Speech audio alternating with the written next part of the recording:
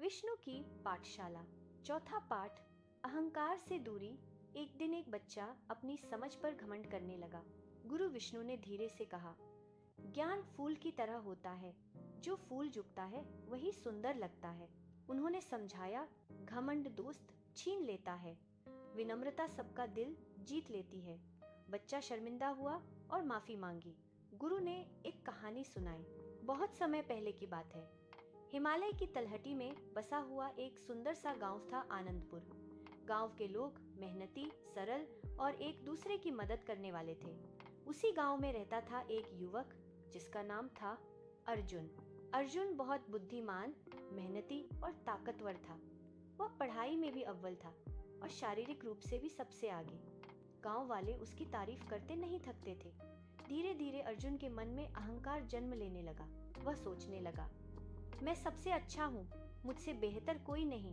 गांव वालों को मेरी जरूरत है, मुझे उनकी नहीं। अब वह बड़ों की बात अनसुनी करने लगा। किसी की मदद करना उसने बंद कर दिया। अगर कोई सलाह देता तो वह हंसकर कहता, आप क्या जानते हैं, मुझे सब आता है। एक साल गांव में कठिन समय आया। बारिश कम हुई, फसलें खराब हो गईं। गांव के लोग मिलकर समस्या का हल ढूंढने लगे। पंचायत में सब इकट्ठा हुए। गांव के बुजुर्ग बोले, हमें मिलकर कुएं की सफाई करनी होगी और पानी बचाना होगा। अर्जुन खड़ा हुआ और बोला, आप सब पुराने विचारों में फंसे हैं, मैं अकेला ही सब संभाल लूंगा।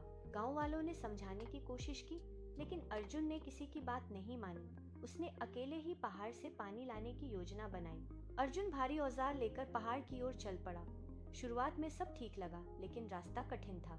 चढ़ाई तेज थी, धूप तेज थी और वह थकने लगा। रास्ते में उसे एक बूढ़े साधु मिले। साधु ने कहा, बेटा, अकेले बोझ उठाना कठिन होता है, मदद लेने में कोई छोटा नहीं बनता। अर्जुन ने अहंकार से कहा, मुझे किसी की जरूरत नहीं।